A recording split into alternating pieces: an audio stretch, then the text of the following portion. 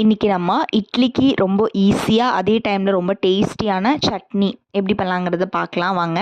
First அதுக்கு நம்ம ஒரு ஸ்பூன் அளவுக்கு அரிசி மாவை வந்து தண்ணி சேர்த்துட்டு நல்லா கலந்து வச்சுக்கலாம். அந்த மாதிரி இப்போது பேனில் எண்ணெய் சேர்த்துட்டு கடுகு போட்டுக்கோங்க. கடுகு நல்லா பொரிஞ்சதுக்கப்புறமா கடலைப்பருப்பு சேர்த்துட்டு 2 பச்சை மிளகாய், இஞ்சி பூண்டு, கருவேப்பிலைகள்லாம் சேர்த்து நல்லா வணக்கி விட்டுட்டு ஒரு பெரிய சைஸ் 3 வெங்காயத்தை வந்து பெரிய வெங்காயத்தை நல்லா பொடியை நறுக்கி உள்ள சேர்த்து உப்பு சேர்த்துக்கலாம்.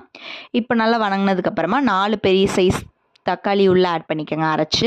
இப்போ மஞ்சத்தூள், மிளகாய்த்தூள், கரம் மசாலா சேர்த்துட்டு ஒரு 10 நிமிஷம் நல்லா வந்து மூடி வச்சுக்கோங்க. அதுக்கப்புறம் ஓப்பன் பண்ணி நல்லா தண்ணி சுண்ணதுக்கப்புறமா நல்லா ஒரு மிக்ஸ் பண்ணிவிட்டு ஒரு கிளாஸ் அளவுக்கு வந்து தண்ணி கொஞ்சம் ஆட் பண்ணிக்கோங்க. இப்போ கரைச்சி வச்சுருக்கக்கூடிய மாவையும் உள்ளே ஆட் பண்ணிக்கலாம்.